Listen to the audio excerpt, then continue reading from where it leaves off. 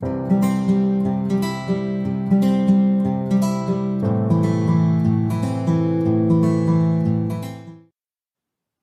is 669 day that I'm here to show since I learn and I'm learning. I hope this will support your dreams, your goals, allow you to become the person that you want to become.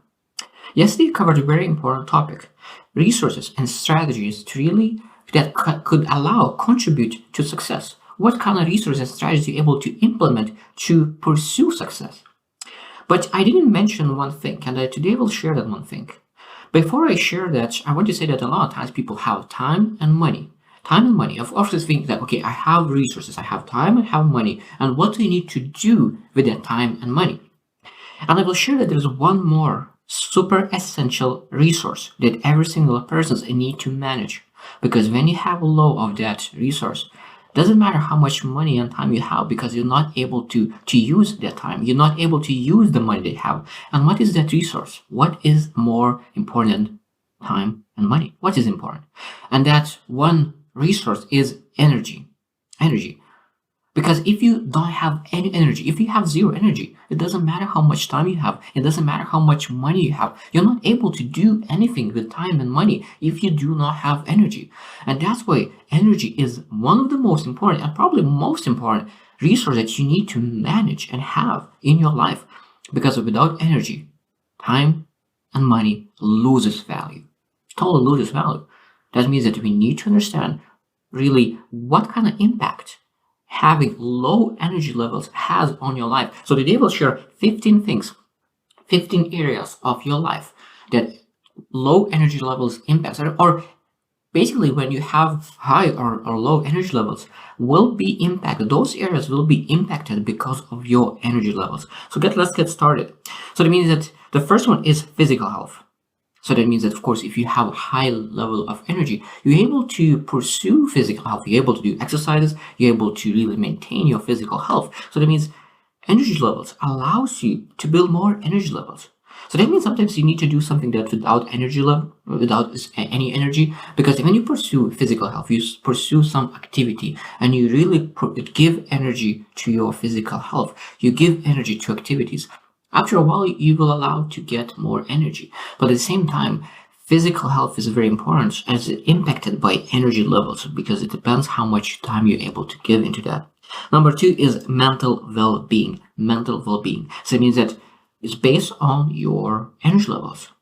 Imagine if you are feeling tired all the time, how your mental well-being? Of course, it will be low because you will love to do a lot of things. You will love to go for a walk. You will love to go to do something. But now, because your energy is low, you're not able to do so. So that means because you're not able to do the things that you want, where your emotional and where your emotional state are, where is your mental well-being? Low. But if you have a lot of energy and you're able to do the things that you want, of course, your energy and your mental well-being is much better.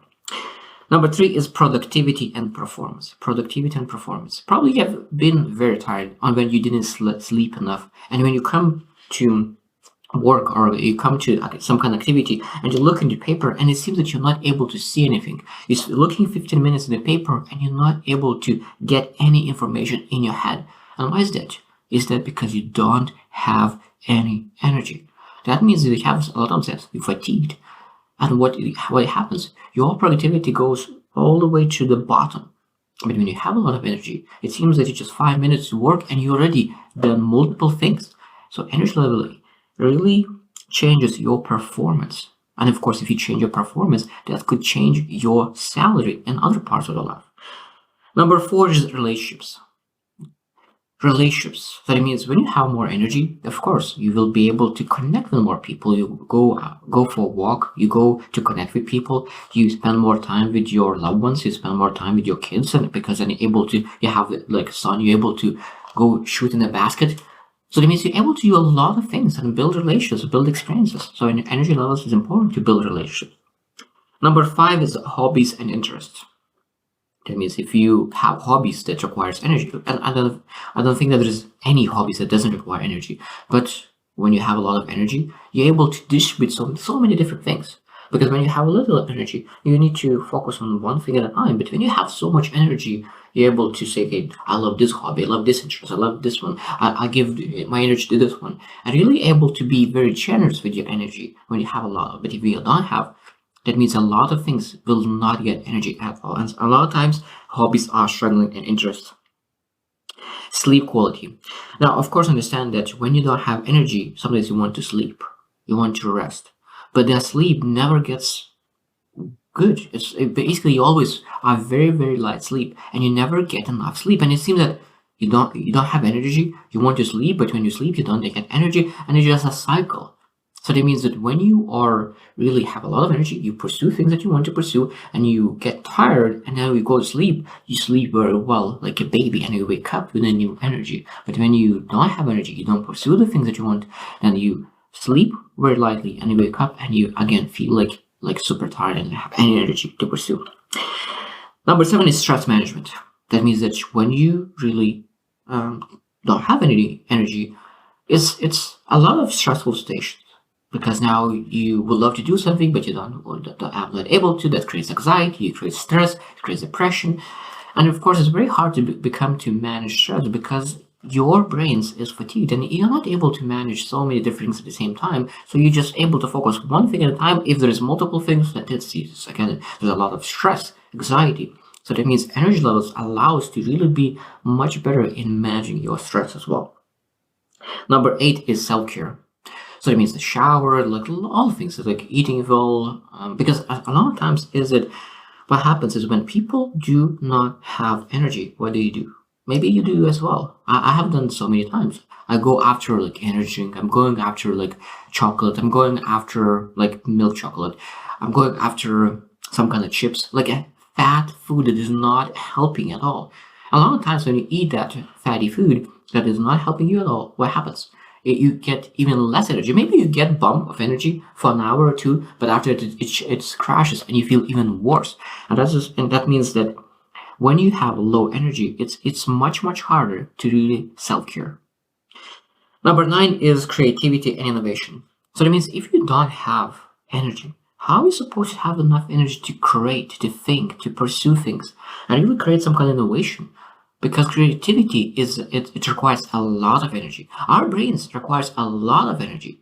Now, of course, our body requires a lot of energy, but our brains sometimes even more, because our brains is such a powerful muscle, it's moving all the time, and it requires a lot of energy. And if you don't have that energy, you will never come up with new ideas, new ways. And that's why a lot of times when people do not have energy, don't have their life in place, and they are struggling, they have a lot of problems, but because they don't have energy, they're not able to come up with new creative ideas how to overcome the problems that they have now. And there's of course a lot of cycles. So when you don't have energy, it's very hard to create and innovate. Number 10 is long-term goals. That means that of course you're able to one day you can be energetic, other day you can be again low energy. So it means when you want to pursue long-term goals, you want to have that energy day after day after day, because you want to be consistent and self-disciplined on the things that you do. Now, of course, when you're able to do that, because a lot of times, I remember who said it, but I really loved it. It says, when you feel that you're tired, don't take break that day, but take another day, next day. Because a lot of times you will feel that feeling of tiredness just was a weakness to procrastinate. But next day, that next day come in, and if you still feel tired and you really need to rest, you need to take a break. Because you potentially could break if you don't give yourself time to rest. But if next day you come in and say, no, I don't feel like I'm restless anymore. I feel that I have energy, so I better pursue the things, and I will be self-disciplined. So you always procrastinate on taking break. That's one of the best ways to really pursue things and really get energy. Because when you don't have enough energy one day, and you allow yourself to procrastinate and not work that day, a lot of times you even lose more energy, because you starts really doubting yourself. Are you able to do those things now? Like you quit, you didn't do the things that you said you will do. So it's better to procrastinate on taking a break. 11 is emotional resilience. 11 is emotional resilience. Emotional resilience is about understanding yourself, your feelings, your emotions, to be able to control them, but at the same time understanding other people. And if you're not able to control yourself, your emotions, because a lot of times when you don't have energy, you become very irritable, you become angry, easily angry, and you're not able to control your emotions and be aware of them. How are you supposed to understand other people at that moment? You're not able to have enough energy to think about others. So you really become very self-centered. So when you don't have a lot of energy, the less energy you have, the more self-centered you are. And you need to forget what emotional intelligence and resilience is, because emotional resilience is a beautiful thing because it allows you to go through stuff and not being sad and being depressed. So that means that emotional intelligence, emotional resilience, when you have a lot of energy, you're able to understand yourself better, but at the same time, others as well. Number 12 is decision making. That's a big one as well. I really love decision making. Everyone is supposed to make fast decisions. But one thing is that sometimes when people are low energy, they make decisions, but they make choices. And those choices that shortcuts. They make choices not on thoughts, but they're making on decisions and choices that will be the least resistant. So that means that what I mean by least resistant. So that means that they take choices and decisions that will require the least energy. A lot of times our brains sabotage. So when you don't have energy, you will make decisions based on the energy that thing will require. It's very powerful. So that means when you don't have energy, you will make a decision that will think about which of those decisions will require the least energy. When you have a lot of energy, you're able to focus on decisions that really brings the most results, because you're not afraid of energy. The only thing that you're looking for is for results. But when your energy is low, the only thing that you're looking for is to save energy. And that's why when people are making decisions on very low energy levels, they make wrong choices because their result that they're looking for is wrong. I hope that makes sense. So I will repeat it one more time because that's very, very essential. So when you make a decision when your energy is low, you make decisions based on which of those results are taking the least energy.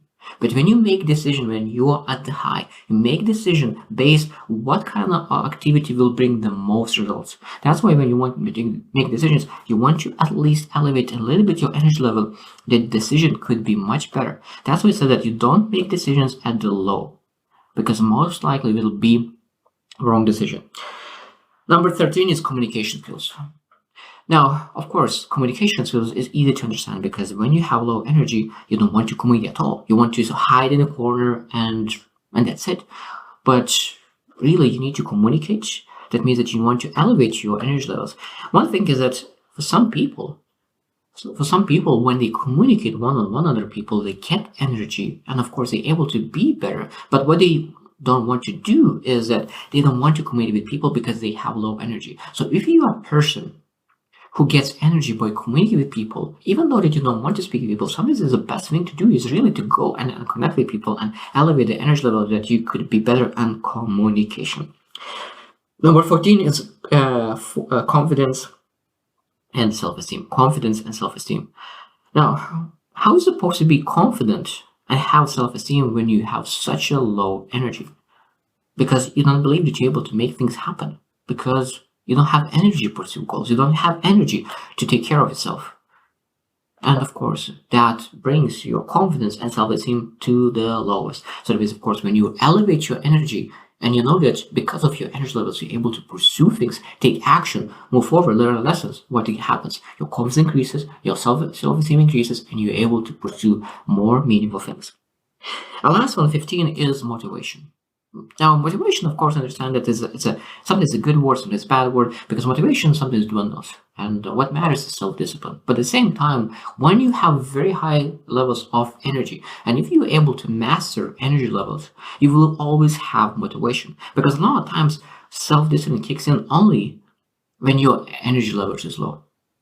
So that means when your energy level is low, motivation goes down immediately as well. And that's what self-discipline needs to kick in. But if you're able to take care of your energy levels, that means that motivation will be at a high as well. And self-discipline, it will not be as important as when your energy levels are low. So when your energy levels are low, motivation is low, self-discipline needs to kick in. But when your energy levels is high, your motivation is high, self-discipline is important, but not as important when energy levels are low. So those are the 15. Those are 15 things that are impacted by your energy levels. There is much more things are impacted by energy levels. And I think that a lot of times People do not speak how important it is to manage their energy. We speak about money. I want my money. I want my time.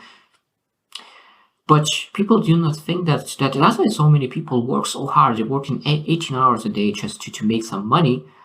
But that is when they make money, they don't have energy on the weekend to really live their life because, oh, I need to rest because next week I will need to work very hard to make the money. And it's such a weird life that we live in. And I'm a true believer in a business. I truly believe in solo entrepreneurship and business owners. And that sometimes it's get better to invest your time in a business, building a business, and having the time back that you could really pursue life where you're able to control your time, control your money, control your energy.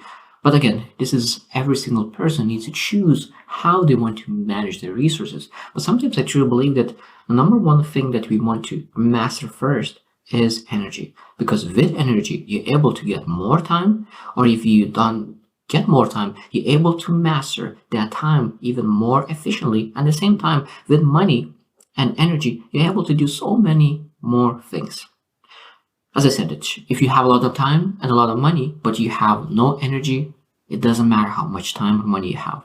When you have a lot of energy, but you when you have a lot of energy, but you don't have maybe money or time, you will be able to figure out how to change it because with energy, you will be creative to make things happen.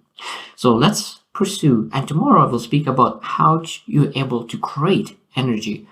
What kind of activities you're able to do to make sure that you're able to bring more energy into your life, because this is essential to live a meaningful life and really to attract more emotions, beautiful, positive emotions into your life. So I hope you choose to win and see you tomorrow.